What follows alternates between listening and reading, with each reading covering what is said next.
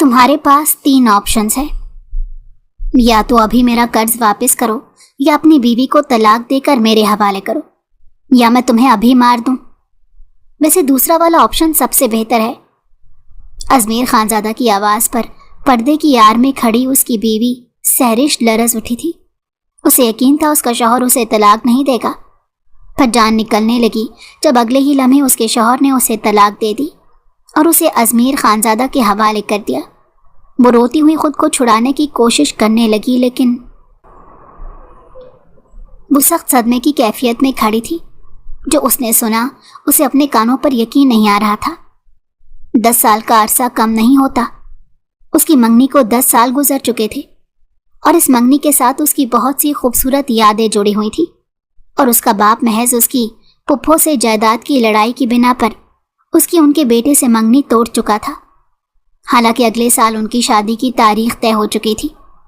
वो बेयकीनी से अपने बाप को देख रही थी, जो सिर्फ जायदाद की लड़ाई की खातिर अपनी बेटी की जिंदगी दांव पर लगा रहे थे। पापा प्लीज आप इस तरह ना करें। आपकी पुप्पो से लड़ाई है, मेरी तो नहीं। उसकी सजा आप मुझे और जैद को मत दें। वो उनके आगे फरियाद करती बोली, मगर ज़ुहैब साहब उस वक्त शदीद गुस्से में थे। जायदाद की चमक के आगे सब जज्बात, एहसासात और रिश्ते उन्हें तारीक लग रहे थे। वो इस वक्त कुछ सुनने के मूड में नहीं थे। सहरिश, मैं फैसला कर चुका हूँ, तुम्हारी शादी इसी महीने मेरे दोस्त के बेटे अहमद से होगी। उन्होंने उसे हाथ उठाकर मजीद बोलने से रोका और अपना फैसला सुना दिया। वो बेयकीनी से अपने बाप को देखने लगी। एक आंसू जब्त के बावजूद उसकी पलकों की बाढ़ तोड़ता हुआ आंख से बह निकला था, मगर उसके बाप को उसकी तकलीफ, अजियत और बेबसी से कोई वास्ता नहीं था। वो अपना फैसला सुना चुके थे और अमूमन इस घर में उन्हीं के फैसलों को तरजीह दी जाती थी। आबदा बेगम रोती हुई सहरिश का बाजू पकड़कर उसे ले गई, क्योंकि वो अपने शौहर को अच्छी तरह जानती थी कि उनका फैसला पत्थर पर लकीर हुआ करता था। वो सिसकियों से रोती हुई कमरे में बंद होकर रह गई, मगर ज़ुहैब साहब अपनी आंखों से सब कुछ देखकर भी अनजान बन रहे थे। उसकी सिसकियां सुनने के बावजूद भी सुनी अनसुनी कर रहे थे। शादी की तैयारियां शुरू हो गई थी। अहमद के घर वाले अगले ही दिन शादी की तारीख तय करके गए। सहरिश ने उन लोगों को चाय पेश की और अपने होने वाली सास की बातों का गायब दिमागी से जवाब देती रही। आबदा बेगम को वो लोग अच्छे नहीं लगे थे। अहमद भी सहरिश के लिए पसंद नहीं आया था, मगर अपने शौहर के आगे वो मज़ाहमत भला कब कर सकती थी। इसीलिए खुद भी खामोश हो गई और बेटी को भी खामोश करवा दिया। जब जैद को सहरिश के रिश्ते और शादी की खबर मिली तो वो तड़प उठा। मामा प्लीज़, आप मामू से जायदाद की लड़ाई ख़त्म कर दें। आप दोनों की इस लड़ाई में मेरा और सहरिश का कितना नुकसान हो रहा है, आपको अंदाज़ा नहीं है। जैद बेचैनी से राबिया बेगम के कमरे में आकर बोला। राबिया बेगम और ज़ुहैब साहब दोनों की अना इस वक्त उरूज पर थी। वो दोनों ही एक दूसरे से शिकस्त तस्लीम करने या झुकने पर राजी नहीं थे। नहीं जैद, मामला कोई हज़ारों या लाखों का नहीं बल्कि करोड़ों का है। जब तक मुझे मेरी मांग के मुताबिक हिस्सा नहीं मिलेगा, मैं तो कोई रिश्ता नहीं रखूंगी भाई से, चाहे वो सहरिश की शादी कहीं और कर दे। राबिया बेगम मगरूर अंदाज में बोली, मगर वो नहीं जानती थी कि उनका गुरूर तो बहुत जल्द टूटने वाला था। जैद के सीने में ये सोचकर ही दर्द की टीसें उठ रही थी कि सहरिश उसकी मोहब्बत किसी और की होने वाली है। शादी के दिन करीब आ चुके थे। वो हनूज इंतज़ार कर रहा था कि कब उसकी माँ और मामू के दरमियान खड़ी होने वाली ये नफ़रत की सर्द दीवार पिघल कर गिर जाएगी, मगर ये इंतज़ार शायद बेफ़ायदा था। दोनों में से कोई भी सुलह की खातिर दिल बड़ा नहीं कर रहा था। और कल जब जैद ने कॉल पर सहरिश की सिसकियाँ सुनी थी, वो तड़प कर रह गया। मामा, आप ऐसे नहीं मानेगी, मुझे ही कुछ करना होगा। मैं अभी सहरिश के पास जा रहा हूँ। मैं मामू से बात करूँगा, या तो आज मेरी सहरिश से शादी हो जाएगी या मेरा जनाजा उठेगा। वो एक एक लफ्ज़ पर जोर देता हुआ जुनूनी अंदाज में बोला और गुस्से में गाड़ी लेकर निकल गया। राबिया बेगम उसे पुकारती रह गई, فاسٹ ڈرائیونگ کرتا وہ جلد ہی سیرش کے گھر پہنچ چکا تھا۔ وہ گھر کے اندر داخل ہوا تو زہیب صاحب اسے لاؤنج میں ہی مل گئے۔ ماموں، مجھے آپ سے بات کرنی ہے، وہ تحمل سے بولا۔ زہیب صاحب اس وقت اخبار پڑھ رہے تھے۔ انہوں نے ناگواری سے نزدیک کا چشمہ اتارا اور اسے غصے سے دیکھا۔ جب تک تمہاری ماں کوئی فیصلہ نہیں کر لیتی مجھے تمہاری کوئی بات نہیں سننی، وہ تلخی سے بولے۔ آپ مجھے تھوڑا وقت دے دیں، میں ماما کو منا لوں گا، جیسا آپ کہیں گے ویسا کروں گا، مگر پلیز سیرش کی شادی کہیں اور مت کریں، وہ ان کے آگے التجا کرتا ہوا بولا۔ مگر زہیب صاحب نے صاف انکار کر دیا کہ وہ اپنے دوست کو زبان دے چکے تھے اور جو فیصلہ وہ ایک بار کر لیتے تھے مرتے دم تک اس سے پیچھے نہیں ہٹتے تھے۔ سیرش، وہ ان کی بات سننے کے بعد سیرش سے التجا کرنے آیا تھا کہ وہ کسی طرح سے اپنی شادی روک دے۔ وہ اس کے بغیر نہیں رہ سکتا اور نہ ہی اسے کسی اور کا ہوتا ہوا دیکھ سکتا تھا۔ زہیب صاحب غصے میں اسے روکنے کے لیے اس کے پیچھے چل پڑے۔ سیرش زید کی آوازیں سن کر کمرے سے باہر نکل آئی۔ زید آنکھوں میں درد لیے اس کی طرف بڑھا۔ اس سے قبل کہ وہ اس سے کوئی بات کرتا زہیب صاحب نے اسے بازو سے پکڑ کر کھینچا اور گھر سے باہر لے جانے لگے۔ سیرش اسے بے بسی سے جاتا دیکھتی رہی۔ کئی آنسو اس کی آنکھوں سے نکلے تھے مگر وہ بے بس تھی۔ زید سے بہت سی باتیں کرنا چاہتی تھی، اسے اپنا دکھ، درد، تکلیف اور اذیت دکھانا چاہتی تھی کہ وہ اس نئے رشتے کے بننے سے خوش نہیں تھی، مگر اسے وقت نے مہلت نہ دی اور شاید قسمت میں بھی اس کی داستان ادھوری لکھی جا چکی تھی۔ زید وہاں سے خالی ہاتھ لوٹا تھا اور شاید خالی ہاتھ تو سیرش بھی رہ گئی تھی۔ جی بھر کر وہ زید کو نہ دیکھ پائی تھی نہ بات کر پائی تھی۔ زید کے دل میں ایک درد اٹھ رہا تھا۔ وہ آنسو صاف کرتے ہوئے تیز ڈرائیونگ کر رہا تھا مگر اذیت کی شدت اتنی تھی کہ آنکھیں دھندلانے لگی۔ وہ گاڑی سنبھال نہیں پا رہا تھا۔ اپنے قریب سے اسے تیز رفتاری میں آتے ٹرک کا ہارن سنائی دے رہا تھا مگر وہ معاف ہوتے دماغ کے ساتھ کچھ نہیں کر پا رہا تھا۔ اچانک وہ ٹرک تیز رفتار سے اسے ٹکرایا اور اس کی گاڑی دور کہیں جا گری اور وہ آنکھیں موند گیا۔ آنکھیں بند کرتے ہوئے تکلیف سے سسکتے چند سیکنڈز میں اسے اپنی زندگی کسی فلم کی طرح چلتی ہوئی محسوس ہوئی۔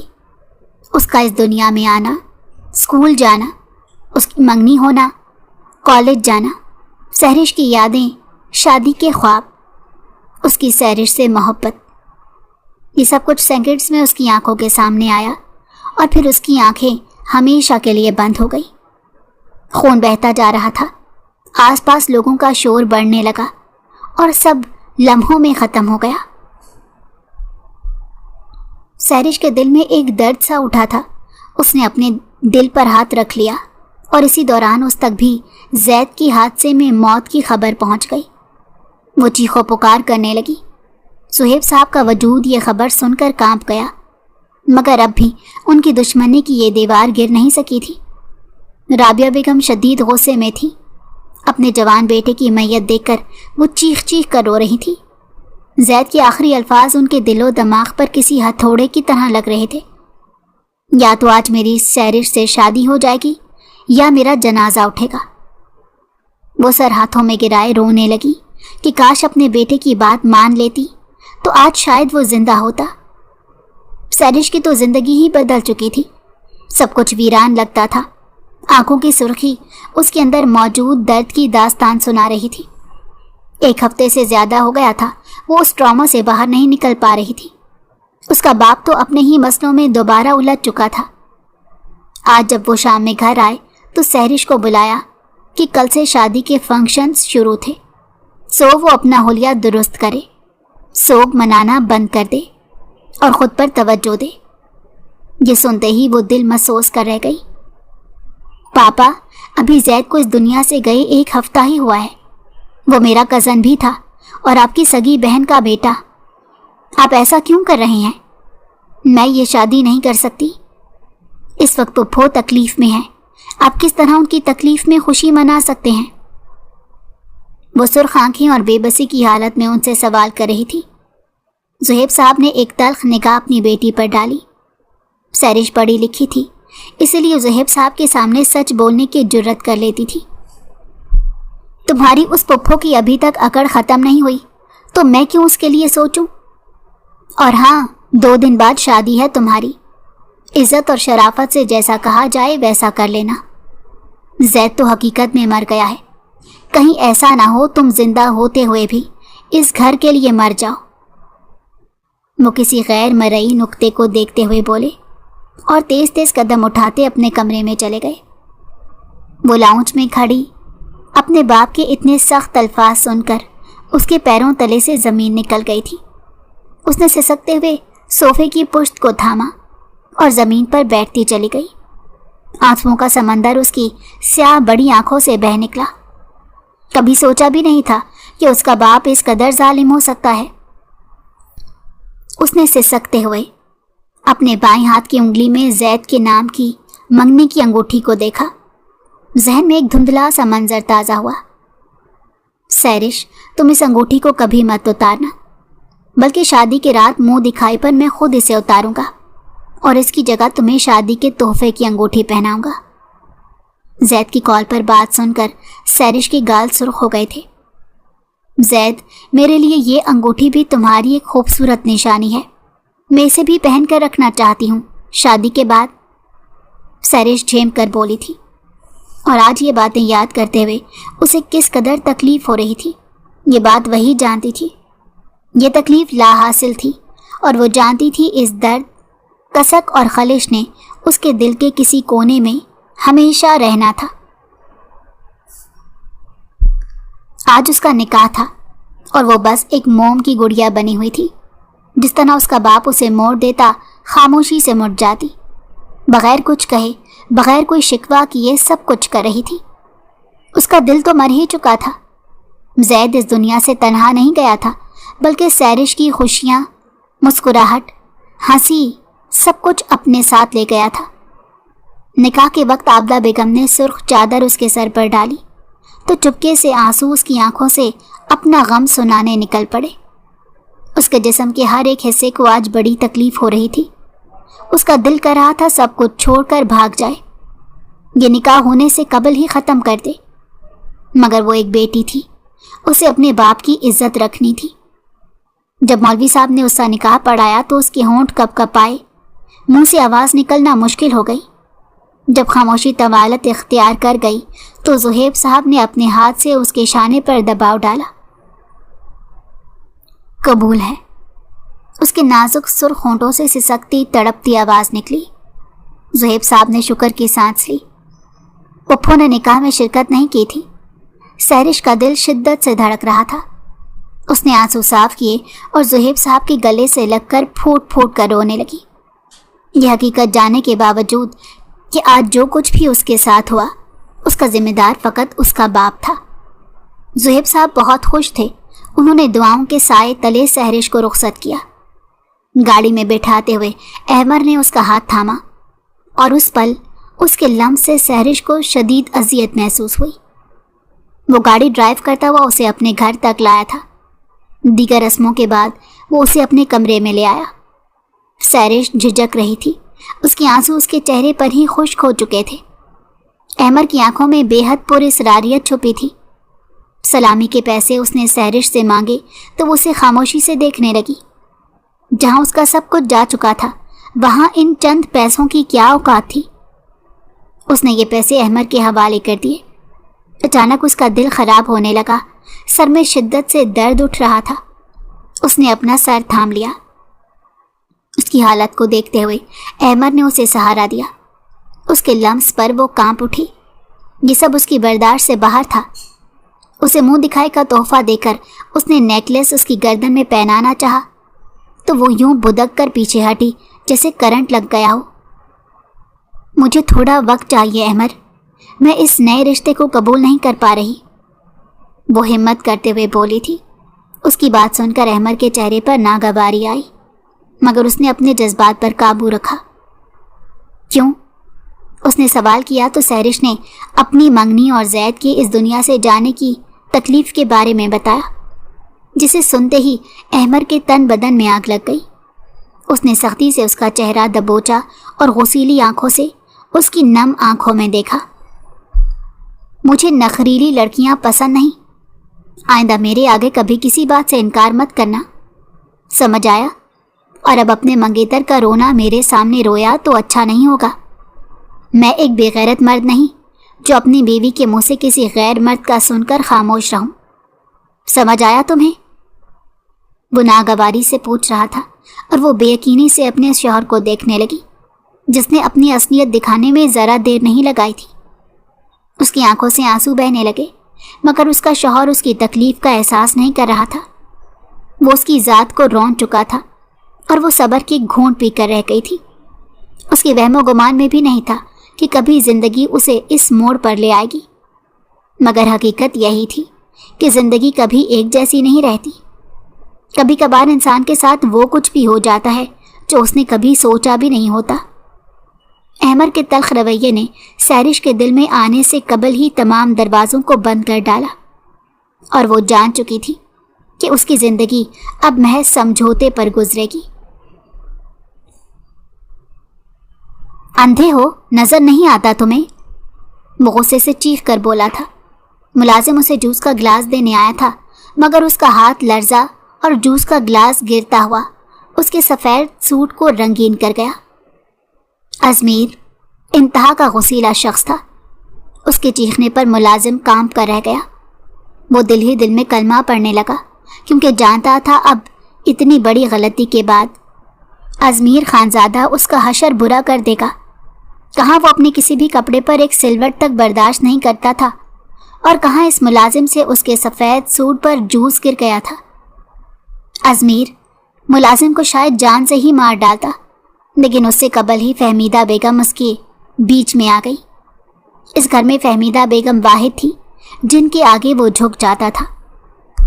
ریحان تم جاؤ، اور ازمیر چلو میرے ساتھ کمرے میں، تمہارے دوسرے کپڑے استری کر دیتی ہوں اور یہ واش کر دیتی ہوں۔ تم کب چھوٹی چھوٹی باتوں پر اتنے بڑے ہنگامے کرنا بند کرو گے؟ کیا تم شادی کے بعد اپنی بیوی کے ساتھ بھی ایسا ہی سلوک کرو گے؟ وہ ناراضگی سے اسے کہنے لگی۔ شادی کا سن کر تو اس نے دلچسپی سے اپنی ماں کو دیکھا۔ یہ تو وقت آنے پر ہی پتہ چلے گا مام کہ میں اس کے ساتھ کیسا سلوک کروں گا۔ وہ شانے اچکا کر بولا تو فہمیدہ بیگم دعا کرنے لگی کہ اس کا دل بھی نرم ہو جائے۔ ازمیر پہلے ہی لیٹ ہو چکا تھا۔ اس کا اپنے دوستوں کے ساتھ کلب جانے کا پلان تھا۔ وہ لوگ صرف ہلا گلا کرنے کلب جاتے تھے، باقی وہاں ہونے والے خرافات سے خاص طور پر ازمیر کو کوئی لینا دینا نہیں تھا۔ وہ بلیک سوٹ پہننے کے بعد کلائی میں گھڑی باندھتا ہوا گاڑی کی چابی لے کر گھر سے باہر نکل گیا۔ تھوڑی ہی دیر میں وہ کلب پہنچ چکا تھا۔ اپنے دوستوں کے ساتھ انہوں نے کافی انجوائے کیا۔ وہ سب کولڈ ڈرنکس پیتے ہوئے باتیں کر رہے تھے۔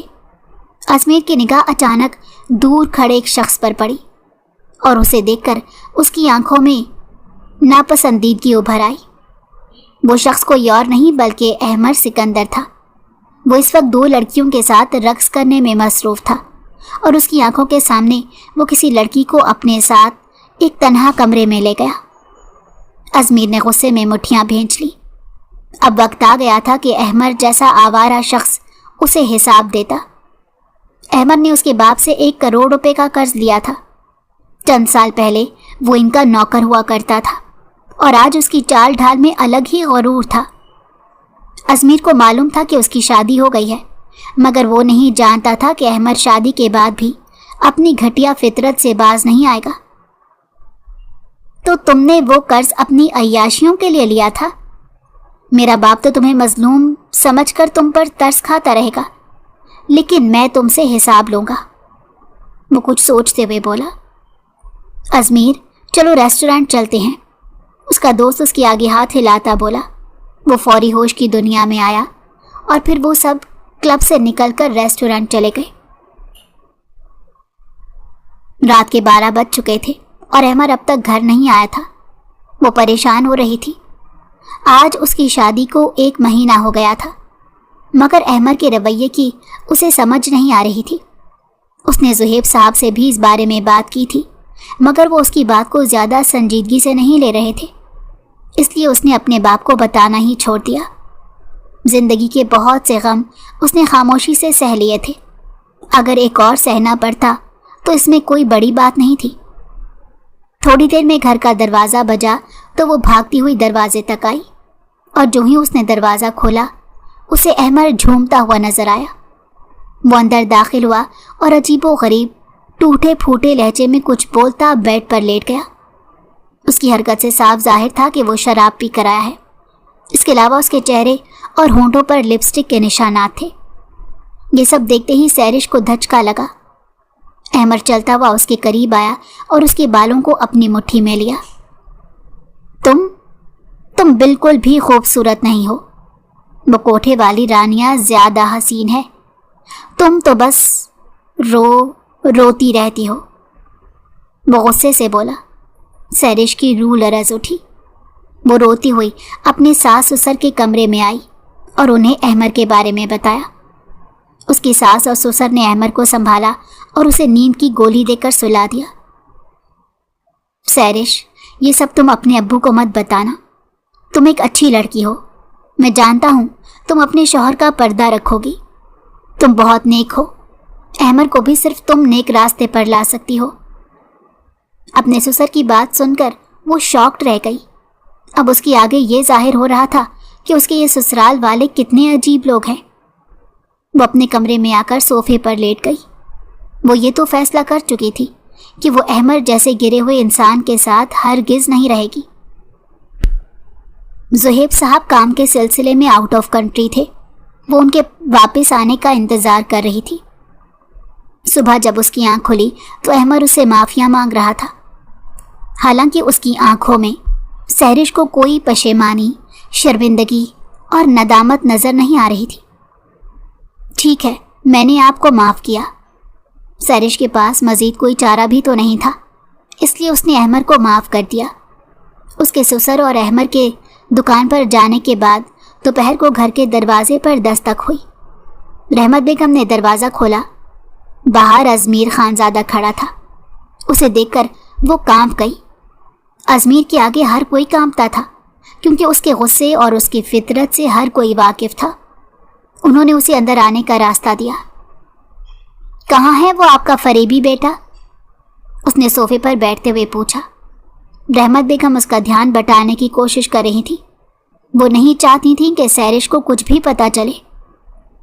سیرش اپنے کمرے میں تھی۔ انہوں نے اسے چائے کے لیے آواز دی تو وہ کچن میں چلی گئی۔ ٹرے میں چائے اور دیگر لوازمات رکھے۔ وہ لاؤنج میں آئی اور ازمیر کے آگے ٹرے رکھ دی۔ اس کی نگاہیں جھکی ہوئی تھی۔ ازمیر غور سے اسے دیکھنے لگا۔ یہ ہے احمر کی بیوی سیرش۔ رحمت بیگم نے اس کا تعارف کروایا۔ وہ ڈر بھی رہی تھی کہ کہیں ازمیر سیرش کے سامنے کوئی الٹی سیدھی بات نہ کر دے۔ وہ غور سے اسے دیکھنے لگا۔ آپ شاید احمر کے بارے میں کچھ کہہ رہے تھے۔ سیرش بولتی ہوئی سامنے صوفے پر بیٹھ گئی۔ وہ جاننا چاہتی تھی کہ یہ شخص کون ہے جس سے اس کی ساس بھی ڈر رہی تھی، اور اس کے سسرال والوں کے اور کتنے راز تھے جس کے بارے میں اسے علم نہیں تھا۔ ازمیر مبہوت ہو کر سیرش کو دیکھ رہا تھا۔ اس لڑکی میں جانے ایسا کیا تھا کہ ایک پل کے لیے ازمیر اس کا دیوانہ ہو گیا۔ ازمیر نے اسے بات چیت بڑھائی تو سیرش نے اسے اپنے باپ کے بارے میں بتایا، جسے سن کر ازمیر خان زیادہ دنگ رہ گیا۔ اوہو، تو تم زہیب صاحب کی بیٹی ہو۔ میرے ڈیڈ اور زہیب صاحب نے کافی اچھے ٹرمز پر بزنس کیا ہے ایک ساتھ، وہ اسے بتاتے ہوئے بولا۔ ساتھ ہی اسے احمر پر شدید غصہ آنے لگا۔ یہ لوگ لالچی فطرت کے مالک تھے۔ اب اسے اندازہ ہو گیا کہ انہوں نے دولت کی لالچ میں ہی زہیب صاحب جیسے امیر شخص کی بیٹی سے شادی کی ہے۔ وہ چہرے پڑھ لیتا تھا اور سیرش کی آنکھوں اور لہجے میں اسے ایک درد نظر آیا تھا۔ وہ کچھ سوچتا ہوا اٹھا۔ اگلی مرتبہ آنٹی جی، میں آپ کے بیٹے کی موجودگی میں گھر آؤں گا اور اس سے سارے حساب برابر کر کے جاؤں گا۔ وہ سیرش کے سامنے ہی رحمت بیگم سے بولا اور وہاں سے چلا گیا۔ رحمت بیگم اپنے لب کو چلنے لگی۔ سیرش غور سے انہیں دیکھ رہی تھی۔ پھر وہ اٹھ کر کمرے میں چلی گئیں تو وہ برتن سمیٹنے لگی۔ ازمیر کے ذہن سے سیرش کا چہرہ معدوم نہیں ہو رہا تھا۔ ذہن بار بار اس کی جانب جا رہا تھا۔ اس کی معصومیت پر ہی تو وہ دل ہار گیا تھا۔ اپنے نادان دل کو یوں بے اختیار ہوتا دیکھ کر وہ بھی حیران تھا۔ اسے آج تک کوئی لڑکی اچھی نہیں لگی تھی۔ سحرش واحد ایسی لڑکی تھی جس کے لیے وہ یہ سب محسوس کر رہا تھا۔ پھر کچھ سوچ کر اس نے اپنے ملازم کو بلایا اور اسے سحرش کے بارے میں معلومات حاصل کرنے کو کہا۔ وہ لڑکی سحرش زہیب صاحب کی بیٹی ہے اور اس احمر کی بیوی۔ اس کے بارے میں ساری معلومات کل تک مجھے بتاؤ، انڈرسٹینڈ؟ وہ روبدار لہجے میں بولا تو ملازم نے اس بات میں سر ہلا دیا۔ ازمیر راکنگ چیئر پر جھولتا ہوا سحرش کے بارے میں ہی سوچ رہا تھا۔ اگلے دن اس کے ملازم نے اسے سحرش کے بارے میں تمام معلومات لا کر دی، جسے سننے کے بعد اسے سحرش سے ہمدردی محسوس ہوئی۔ وہ ایک پڑھی لکھی اور سمجھدار لڑکی تھی، مگر اس کے منگیتر کا انتقال ہو گیا اور اس کی شادی ایک امیر گھرانے سے تعلق رکھنے کے باوجود مڈل کلاس لوگوں میں ہو گئی۔ مجھے سحرش سے مل کر اسے اس کے شوہر کی اصلیت بتانی ہوگی، وہ کچھ سوچتے ہوئے بولا، اور اگلے دن اس کا ملازم سحرش کو اس کے گھر سے پک کر کے ایک ریسٹورنٹ چھوڑایا جہاں ازمیر نے اسے بلایا تھا۔ وہ حیران پریشان سی تھی، نروس تھی کہ جانے کیوں ازمیر نے اسے بلایا تھا۔ وہ گھر میں کسی کو بتائے بغیر آئی تھی۔ سحرش، مجھے تم پہلی نظر میں ہی ایک اچھی اور شریف لڑکی لگی ہو۔ تم احمر جیسا گھٹیا انسان ڈیزرو نہیں کرتی۔ تم اس سے طلاق لے لو۔ احمر ایک ذلیل شخص ہے جو ہر لڑکی پر مر مٹتا ہے۔ وہ دو ٹوک انداز میں بولا۔ سحرش پھٹی پھٹی نگاہوں سے اسے دیکھنے لگی۔ اس شخص کی گفتگو اسے پسند نہیں آ رہی تھی۔ اس سے طلاق لے کر اپنے ماں باپ کے گھر چلی جاؤں تاکہ لوگ باتیں بنائیں اور میری عزت پر بات آئے، وہ تیکھے لہجے میں پوچھنے لگی۔ نہیں، تم سے کس نے کہا کہ اپنے ماں باپ کے در پر جاؤ؟ میں تم سے شادی کروں گا۔ وہ اس کی آنکھوں میں دیکھ کر بولا تو سحرش کو حیرت کا جھٹکا لگا۔ اسے یہ شخص بالکل پسند نہیں آیا تھا جو اس سے اس قسم کی گفتگو کر رہا تھا۔ وہ ازمیر کو صاف انکار کرتی ہوئی بولی اور اس کی بے عزتی کرتی ہوئی وہاں سے چلی آئی۔ جو چیز ایک بار مجھے پسند آ جائے میں اسے ہر قیمت پر حاصل کرتا ہوں۔ تم تو پھر ایک جیتی جاگتی انسان ہو، تو سوچو تمہیں حاصل کرنے کے لیے اب میں کیا کر سکتا ہوں؟ وہ ہنستے ہوئے سوچنے لگا۔ اس نے احمر کو دھمکیاں دینا شروع کر دیں کہ ایک ہفتے کے اندر اندر اگر اس نے قرض نہ لوٹایا تو وہ اس کا بہت برا حشر کرے گا۔ سحرش، تمہارے پاپا بہت امیر ہیں، تم ان سے مجھے 1 کروڑ روپے لے کر دے دو تاکہ اس شخص کا قرض میں اس کے منہ پر ماروں۔ احمر اسے دیکھتے ہوئے بولا تو سحرش نے حیرت سے اسے دیکھا۔ احمر، میں نے آپ کے لیے پہلے بھی پاپا سے کافی پیسے مانگے ہیں، اب اتنی بڑی رقم میں اپنے باپ سے آپ کو لے کر نہیں دے سکتی۔ قرض آپ نے لیا تھا، آپ ہی اتاریں۔ وہ صاف انکار کرتی ہوئی بولی۔ اسے احمر پر شدید غصہ آ رہا تھا جو ایک لاپرواہ شخص تھا۔ احمر نے غصے میں اس کے چہرے پر ایک زوردار تھپڑ مارا۔ پہلے بھی کہا تھا مجھے انکار کرنے والی لڑکیاں سخت زہر لگتی ہیں، وہ چیخ کر بولا۔ سحرش کا گال سرخ ہونے لگا اور اس کی آنکھوں سے آنسو ٹپ ٹپ بہنے لگے۔ وہ سوچ بھی نہیں سکتی تھی اس کا شوہر اس پر ہاتھ اٹھائے گا۔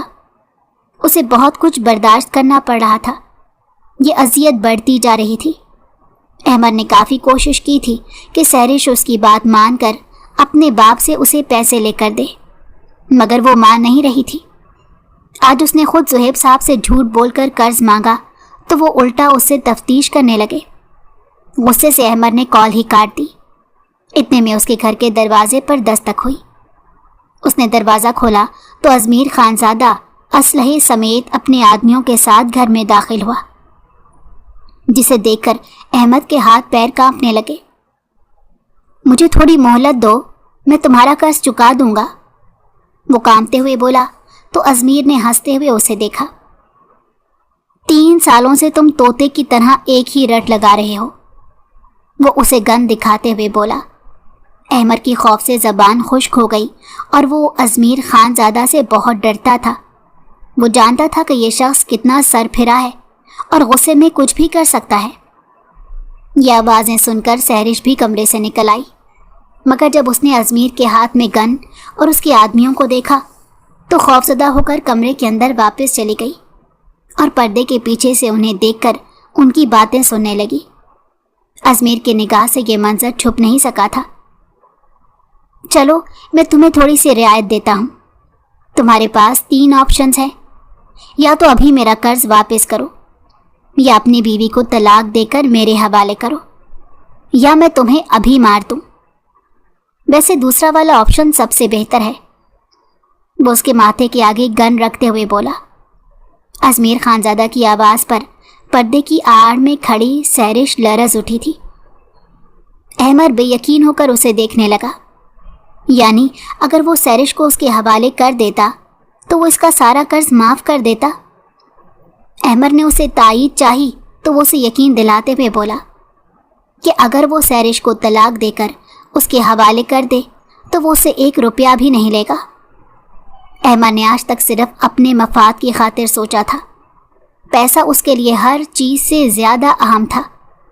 سہرش اسے پسند نہیں تھی، اگر اسے سہرش سے کوئی فائدہ مل رہا تھا تو وہ اس موقع کو ضائع نہیں کرنا چاہتا تھا۔ وہ ہر صورت اپنا قرض معاف کروانا چاہتا تھا، جو اس نے اور اس کے باپ نے ضرورت کے تحت نہیں بلکہ صرف اپنی عیاشیوں کے لیے لیا تھا۔ سہرش کی خوف سے روح لرزنے لگی۔ اسے یقین تھا کہ اس کا شوہر اسے طلاق نہیں دے گا، پر جان نکلنے لگی جب اگلے ہی لمحے اس کے شوہر نے اسے طلاق دے دی۔ نہیں احمر پلیز، وہ بھاگتی ہوئی آئی اور اس کے منہ پر ہاتھ رکھ دیا تاکہ وہ مزید الفاظ منہ سے نہ نکالے، مگر احمر غصے میں اسے طلاق دے چکا تھا اور بڑی بے رحمی سے اس نے سہرش کو دھکا دیا اور ازمیر خانزادہ کے حوالے کر دیا۔ وہ روتی ہوئی خود کو چھڑانے کی کوشش کرنے لگی، لیکن اس کی یہ کوشش ناکام تھی۔ احمر آپ نے یہ کیا کیا؟ میں آپ کو معاف نہیں کروں گی، پاپا آپ سے اس کا حساب لیں گے۔ آنٹی آپ کچھ بولتی کیوں نہیں؟ وہ تڑپتے ہوئے بولی اور رحمت بیگم کو دیکھا جو خاموش کھڑی تھی۔ وہ ایک لفظ نہیں بولی تھی، نہ احمر کو روکا تھا۔ احمر اور اس کے ساس سسر کے چہرے پر کوئی پشیمانی نہیں تھی، ان کا قرض معاف ہو گیا تھا، یہی سب سے بڑی خوشی تھی۔ ازمیر خانزادہ کے چہرے پر مسکراہٹ پھیل گئی۔ وہ سہرش کو اپنے حصار میں لیتا وہاں سے جانے لگا۔ چھوڑو مجھے، میں بابا کو سب بتاؤں گی، وہ تم لوگوں کو معاف نہیں کریں گے۔ چھوڑو مجھے ورنہ میں تمہیں مار دوں گی، وہ مزاحمت کرتی ہوئی بولی اور مسلسل اذیت میں رہنے کے بعد ہوش و حواس سے بیگانہ ہو کر اس کی باہوں میں جھول گئی۔ ازمیر نے مسکرا کر اسے گود میں اٹھایا اور اپنی گاڑی میں رکھا۔ وہ جب اسے گھر میں لایا تو فہمیدہ بیگم دنگ رہ گئی۔ یہ لڑکی کون ہے اور اس سے کیا ہوا؟ وہ ازمیر کو دیکھ کر پوچھنے لگی، جو گود میں کسی بے ہوش لڑکی کو اٹھائے کھڑا تھا۔ مام، یہ آپ کی ہونے والی بہو ہے۔ وہ انہیں نارمل انداز میں بتا کر سہرش کو فائزہ کے کمرے میں لے گیا اور وہاں لٹا دیا۔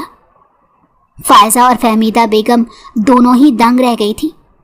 جب ازمیر نے انہیں سہرش کی داستان سنائی تو یہ سنتے ہی ان دونوں کا دل چاہا کہ یا تو وہ اپنا سر پھاڑ لیں یا ازمیر کا۔ تم ہوش میں تو ہو ازمیر؟ ایک لڑکی کو طلاق دلوا کر تم یہاں لے آئے، تم میں شرم باقی ہے؟ وہ اسے تیز لہجے میں پوچھنے لگی۔ ازمیر نے ملازمہ کو بلایا اور اسے سہرش کا خیال رکھنے کا کہہ کر فائزہ اور فہمیدہ بیگم کو لے کر کمرے سے چلا گیا۔ سہرش کی عدت پوری ہونے کے بعد میں اس سے شادی کروں گا۔ اس کے اس انکشاف کے بعد ان کا سر چکرا کر رہ گیا۔ صہیب صاحب کو اپنی بیٹی کی بہت یاد آ رہی تھی۔ شادی کے بعد ایک مرتبہ بھی وہ ان کے گھر رہنے نہیں آئی تھی، اس لیے وہ تحائف لے کر اس کے سسرال پہنچ گئے۔ انکل، سہرش تو گھر پر نہیں ہے، احمر مصنوعی اداسی سے بولا تو انہوں نے ناسمجھی سے اسے دیکھا۔ وہ گھر سے بھاگ گئی ہے، اس شادی سے وہ خوش نہیں تھی، مجھے لگا آپ کے پاس واپس گئی ہوگی۔ بہت بدتمیز لڑکی تھی، مجھے چھوڑ کر چلی گئی کسی اور کے ساتھ۔ وہ جھوٹ بولتے ہوئے بولا اسے زہیب صاحب سے بھی بدلہ لینا تھا کیونکہ انہوں نے بھی اسے پیسے نہیں دیے تھے۔ زہیب صاحب دنگ رہ گئے۔ اسے ڈھونڈتے ہوئے وہ گھر واپس آئے تھے مگر سیرش کہیں نہیں تھی۔ وہ اس بات کا یقین ہی نہیں کر سکتے تھے کہ ان کی بیٹی کچھ ایسا بھی کر سکتی ہے۔ اسے ہوش آ چکا تھا، وہ تکلیف سے دوچار تھی مگر شاید یہاں سے نکلنے کا کوئی راستہ نہیں تھا۔ ازمیر ریلیکس تھا کیونکہ ڈیڈ تو 5 مہینے کے لیے امریکہ گئے ہوئے تھے۔ یہی وجہ تھی کہ ان کی غیر موجودگی میں وہ بڑے بڑے کام دیکھ رہا تھا۔ سیرش کی عدت ختم ہونے سے پہلے وہ اس سے مل نہیں سکتا تھا، اس لیے دل پر پتھر رکھ کر یہ وقت گزر جانے کا انتظار کر رہا تھا۔ فائزہ کو جب پتہ چلا کہ وہ احمر کی بیوی ہے تو اس کے لبوں پر خاموشی چھا گئی، مگر اپنے بھائی کی خاطر وہ اس کی ہر بات مان رہی تھی۔ وہ اپنی طرف سے سیرش کا پورا خیال رکھ رہی تھی، مگر سیرش کی ایک ہی ضد تھی کہ اسے اپنے گھر جانا ہے۔ زہیب صاحب اسے ڈھونڈنے کی کافی کوشش کر رہے تھے مگر اس کا کہیں پتہ نہیں چل رہا تھا، اور پھر انہیں سیرش کے سسرال والوں کے محلے میں ہی ایک شخص نے بتایا کہ سیرش کو کوئی بڑا آدمی لے کر گیا ہے۔ کون تھا وہ آدمی اور سیرش کو کیوں لے کر گیا؟ زہیب صاحب بے بسی سے اسے پوچھنے لگے۔ صاحب یہ تو نہیں پتا کہ وہ کون تھا، مگر اتنا پتا ہے کہ احمر نے ان سے کوئی قرض لیا تھا اور اس قرض کو وہ معاف کروانے کے بدلے انہوں نے اپنی بیوی کو اس کے حوالے کر دیا۔ ہمیں تو منع کیا گیا تھا یہ بات کسی کو بھی بتانے سے، مگر ہماری بھی ایک بیٹی ہے، ہم نے بھی اللہ کو جواب دینا ہے۔ اس شخص کی باتیں سن کر زہیب صاحب کا دماغ گھوم گیا۔ وہ کانپتی ٹانگوں سے احمر کے پاس واپس آئے اور اسے گریبان سے پکڑا۔ بتاؤ کہاں ہے میری بیٹی بے غیرت انسان؟ وہ چیخ کر پوچھ رہے تھے۔ ڈر کے مارے اس نے ان سے جھوٹ بول دیا کہ جس شخص سے اس نے قرض لیا تھا اس کے بارے میں اسے کوئی معلومات نہیں ہے۔ اس نے فرضی نام بتا دیا۔ وہ نہیں چاہتا تھا کہ زہیب صاحب اس شخص تک پہنچے، اور اگر سیرش مل جاتی تو ازمیر غصے میں احمر سے اپنے قرض کا دوبارہ مطالبہ کرتا۔ اس لیے اس نے جھوٹی کہانی سنا دی تاکہ وہ ازمیر تک نہ پہنچ سکے۔ زہیب صاحب خالی ہاتھ گھر لوٹے تھے اور اب انہیں پچھتاوا ہو رہا تھا کہ کیوں انہوں نے اپنی بیٹی کی جلد بازی اور غصے میں شادی ایک انجان انسان سے کر دی۔ اس پل انہیں زید کی شدت سے یاد آئی تھی۔ اس کی عدت ختم ہو چکی تھی اور آج وہ خود اس کے پاس آیا تھا۔ اسے دیکھ کر سیرش تڑپ اٹھی۔ مجھے میرے پاپا کے پاس چھوڑاؤ پلیز، تم نے مجھے یہاں کیوں رکھا ہے؟ تم کیا چاہتے ہو مجھ سے؟ وہ اس کے آگے ہاتھ جوڑ کر بولی، میں تم سے کچھ نہیں چاہتا بلکہ تمہیں چاہتا ہوں سیرش۔ وہ اس کے ہاتھ تھامتے ہوئے بولا۔ سیرش خوف زدہ سی اسے دیکھنے لگی۔ میں تم سے نکاح کرنا چاہتا ہوں، نکاح کے بعد میں تمہیں تمہارے گھر چھوڑ آؤں گا۔ وہ دو ٹوک انداز میں بولا تو سیرش تڑپ گئی کہ وہ اس شخص سے نکاح نہیں کر سکتی۔ میں مر جاؤں گی مگر تم سے نکاح نہیں کروں گی، وہ ضدی اور اٹل لہجے میں بولی تو ازمیر کو غصہ آنے لگا۔ وہ بھی اپنا فیصلہ سنا کر وہاں سے جا چکا تھا کہ اگر وہ اس سے نکاح نہیں کرے گی تو اس گھر سے کبھی قدم باہر نہیں نکال سکے گی۔ فہمیدہ بیگم اور فائزہ ازمیر کی ضد سے بخوبی واقف تھی، اس لیے اس کی پسند کو انہوں نے قبول کر لیا تھا۔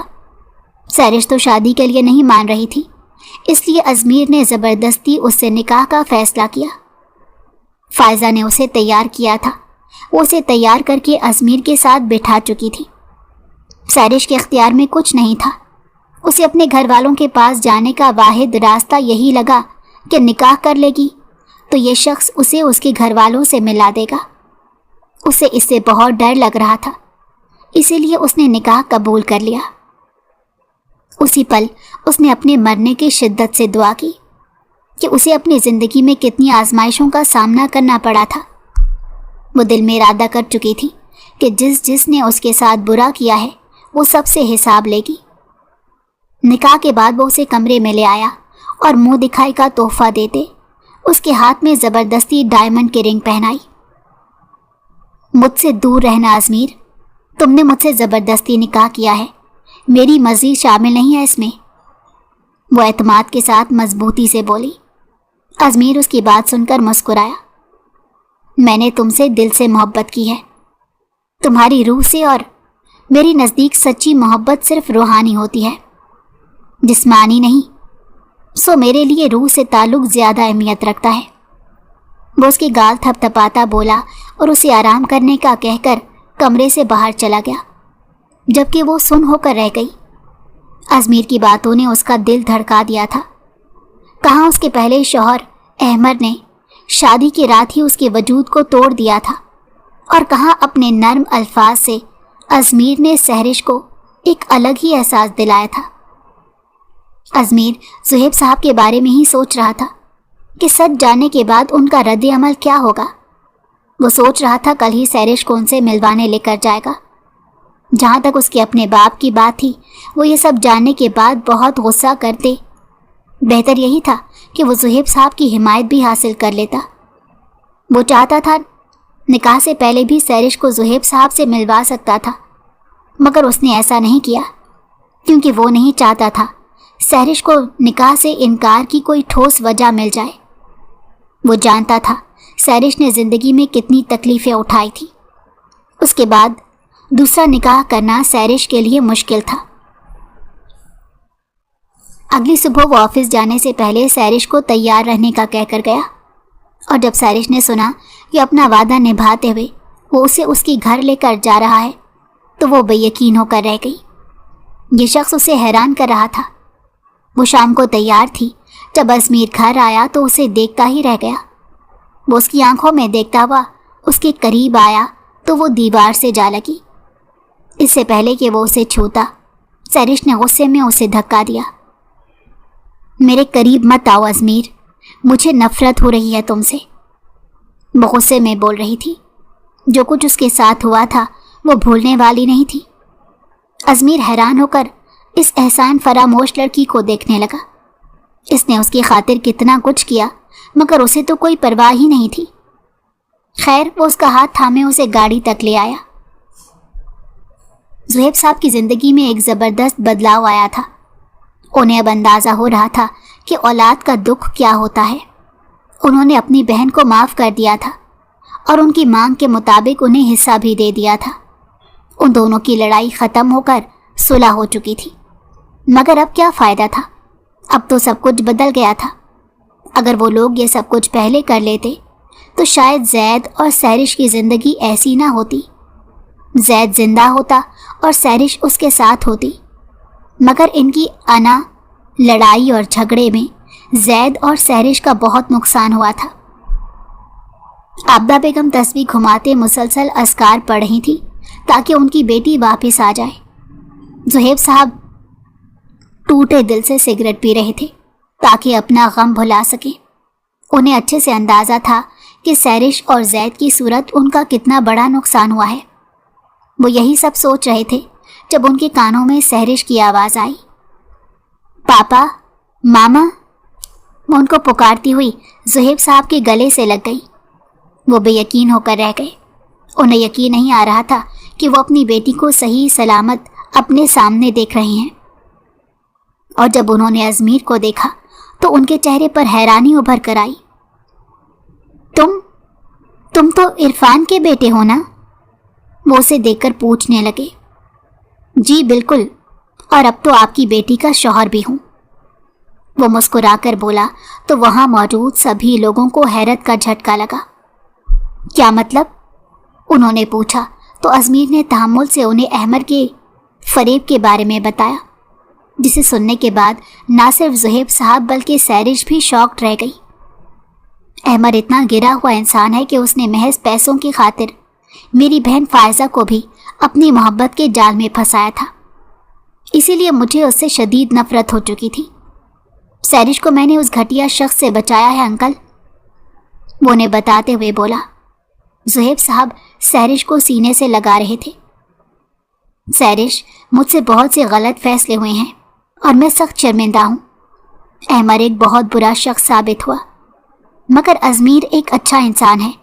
میں اپنے دوست عرفان کو جانتا ہوں۔ تم ازمیر کے ساتھ اپنی نئی زندگی شروع کرو۔ وہ سیرش کو سمجھاتے ہوئے بولی۔ سیرش کے پاس بولنے کو الفاظ نہیں تھے، وہ فقط مسکرا کر رہ گئی۔ اس کی زندگی میں اب کوئی خوشی باقی نہیں رہی تھی، سب ختم ہو چکا تھا۔ کچھ دن رہنے کے بعد ازمیر سہرش کو گھر لے آیا۔ عرفان صاحب کو بھی امریکہ میں کال پر وہ سب کچھ بتا چکا تھا، جسے سننے کے بعد انہوں نے غصہ تو کیا، مگر پھر زہیب صاحب کا سن کر خاموش ہو گئے اور سہرش کو قبول کر لیا۔ سہرش ازمیر کے کمرے میں بیڈ پر بیٹھی اس کے رویے کے بارے میں سوچ رہی تھی۔ وہ احمد سے بہت مختلف تھا۔ اچانک اسے زید کی یاد آنے لگی تو وہ شدت سے رونے لگی۔ کاش وہ موجود ہوتا تو وہ اس حال میں نہ ہوتی۔ ازمیر جب کمرے میں آیا تو وہ سو چکی تھی۔ اس کا خوبصورت چہرہ دیکھتے ہوئے وہ اس کے قریب بیٹھ گیا اور ٹکٹکی باندھے اسے دیکھنے لگا۔ اس نے کبھی سوچا بھی نہیں تھا کہ وہ لڑکی اس کے لیے اتنی اہم ہو جائے گی۔ احمد شراب کی حالت میں جوا لگا رہا تھا اور ہارنے کے بعد اس نے غصے میں اپنے ساتھی پر حملہ کر دیا۔ موقع پر ہی اس نے دم توڑ دیا۔ پولیس وہاں پہنچ چکی تھی اور احمد کو جیل میں ڈال دیا تھا۔ ازمیر نے بھی اس کے خلاف پولیس کو ثبوت دیے تھے، جس کے بعد اسے 20 سال قید کی سزا سنائی گئی۔ ازمیر نے سہرش کو بتایا تو اسے دلی خوشی محسوس ہوئی۔ برے لوگوں کا انجام برا ہی ہوتا ہے۔ جو اس نے میرے ساتھ کیا اس کو معافی نہیں ملے گی، سہرش نفرت سے بولی۔ ازمیر چلتا ہوا اس کے پاس آیا اور اس کے ہاتھوں کو اپنے ہاتھ میں لیا۔ اور میرے بارے میں تمہارا کیا خیال ہے؟ میں نے تم سے محبت کی، تمہیں احمد جیسے انسان سے بچایا اور تمہیں پیار دیا، عزت دی۔ میرے بارے میں کچھ کہو گی؟ وہ اس کی آنکھوں میں دیکھتے پوچھنے لگا تو اس کا دل تیزی سے دھڑکا۔ وہ پلکیں جھکا گئی۔ سہرش کا زخم آہستہ آہستہ بھر رہا تھا، ازمیر کی جانب مائل کر رہا تھا اور وہ چاہ کر بھی اسے دور نہیں رہ سکی تھی۔ وہ اسے اپنا شوہر تسلیم کر چکی تھی۔ اللہ تمہاری مغفرت فرمائے زید، میں تمہیں کبھی نہیں بھول سکتی۔ ازمیر واقعی بہت اچھے ہیں، مگر تمہاری کمی تو کوئی پوری نہیں کر سکتا۔ بھلا انسانوں کا بھی کوئی نعم البدل ہوتا ہے؟